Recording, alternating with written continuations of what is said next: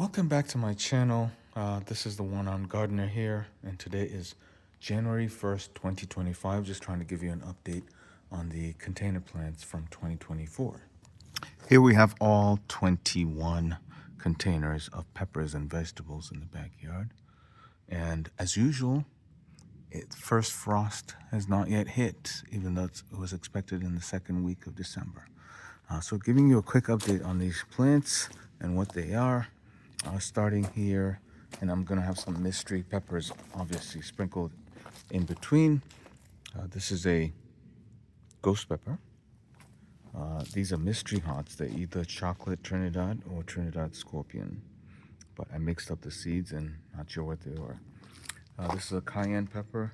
It never really grew big cayenne fruit, but it has produced a lot of fruit. Look at them, but they're all very miniature, so it didn't do too well this year.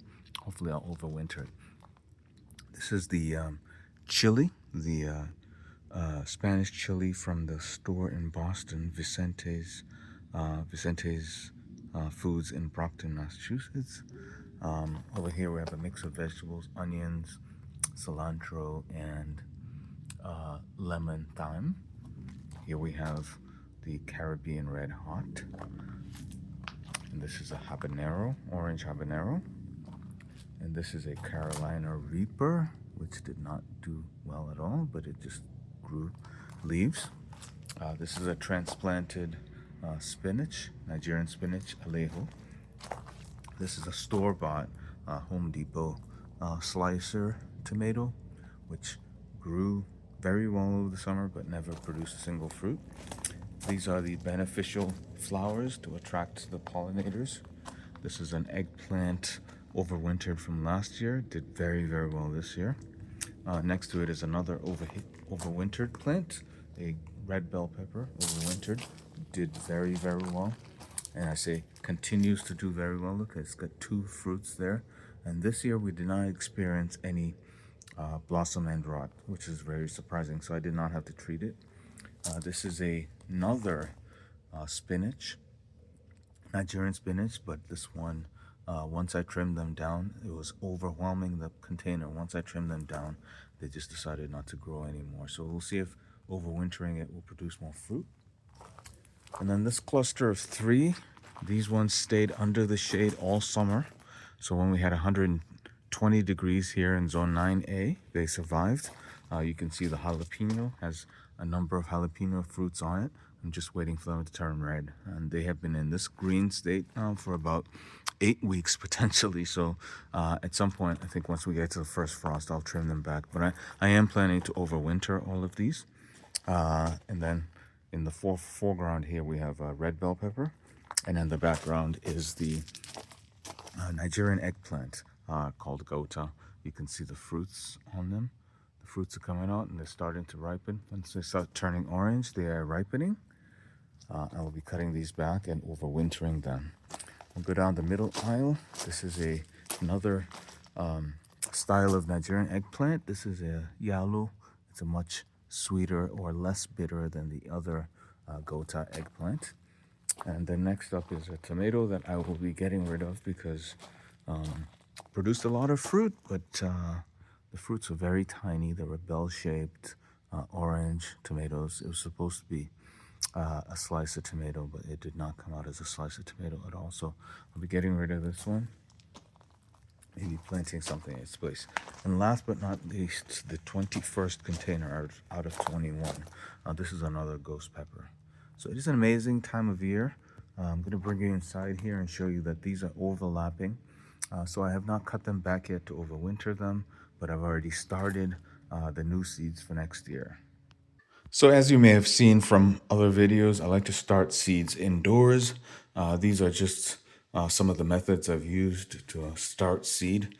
I harvest the seeds from plants that I buy from the stores and save the seeds to dry up in a sunny area. And once the seeds are dry, they're ready to go. So these ones I actually started mostly on December 1st of this year. I wanted to give it as much runway as possible.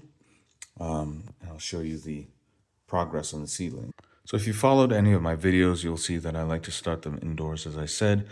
Here we have 7 different containers. in each of the containers has 4 rows, so 28 varieties is what I planted this year. You can see that I numbered them from 1 to, I know you know how to count, so I'm not going to go from 1 to 7, but you get my drift.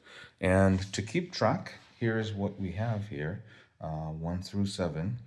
I write down the date that they were started, December 1st, and for the ones that I may have started after that, I put an asterisk against it, and you can see that 12/8, December 8th is another batch that I did with a number of them.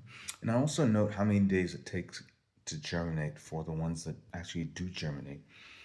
From looking at the different containers, you'll see that some of them have leaves that are starting to form, and they're actually starting to form their true leaves, as I learned from the rustic gardener. The only container that has zero germination thus far is this container number 4. However, there is some promise. So I mentioned that there is some promise. You'll see that in the fourth row to the right here, we have some germination of some plants. They're looking like grass seedlings, actually. That's on number 4. And then number 3, the far left container, that's a Liberty Mutual pepper that I harvested from ornamental peppers outside Liberty Mutual in Boston. Those ones there are they're an ornamental but very spicy hot pepper. It's starting to come up and giving me hope. So I'm hoping that it does produce something or anything at all. In the far left column here on number 3, that is from that is the yellow Liberty Mutual. The one to the right of it is the red Liberty Mutual peppers. So on number 4, far right again, if you see it coming up in this middle and the bottom row, they're starting to look like grass.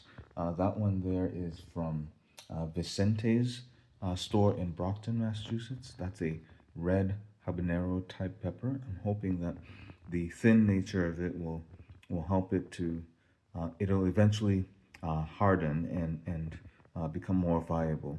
Otherwise, it'll die. But I have some promise that it's starting to come up. So as I mentioned, I outline every seed tray and make sure that I mark what I grew and how long it took for it to germinate.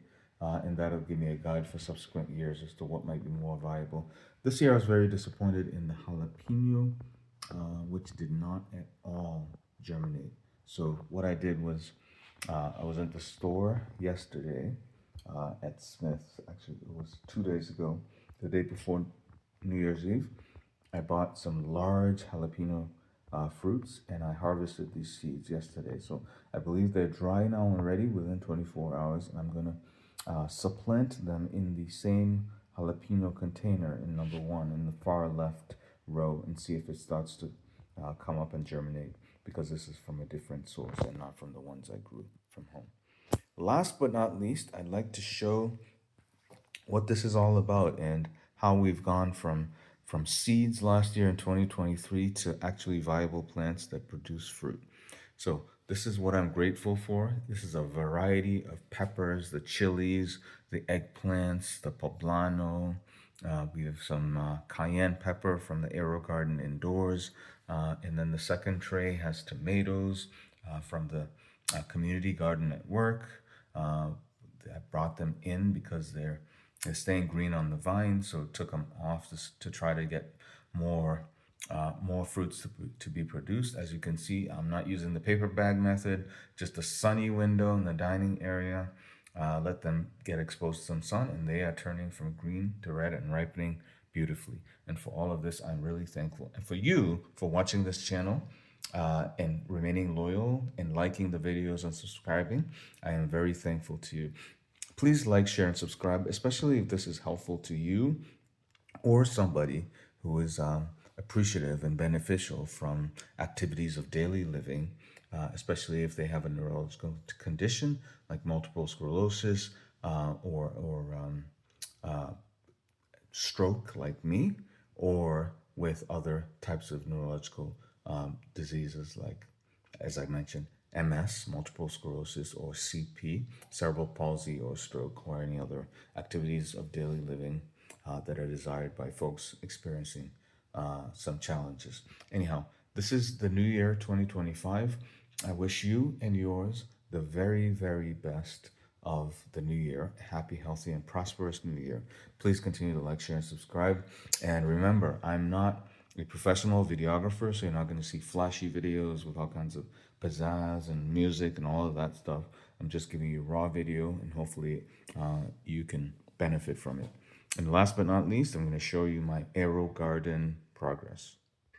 So here's Aero Garden, my Aero Garden Harvest Elite. I have grown different varieties of plants in this Aero Garden, and I just got the sad news 2 weeks ago that Aero Garden is going out of business completely. So this is a cayenne pepper plant, and I learned the amazing trick of self-pollinating these plants. I've been experiencing a lot of blossom drops. A lot of times that the flowers would flower and then the buds would drop. And here I just used this old toothbrush recycled from our recycling center at work, and they gave it to me. I washed it and disinfected it, and I use that toothbrush every once in a while to stimulate the pollination, hand pollinating them. And believe it or not, now I have about 6 different cayenne pepper fruits that are growing on this plant. So this is amazing. And here are some of the seeds that we used in order to plant and start the other seedlings. Anyway, this is the end of the video. Thank you very much. God bless you. I hope you have a wonderful 2025, and please continue to patronize this channel. Thank you. Bon appetit. Peace. Love you all.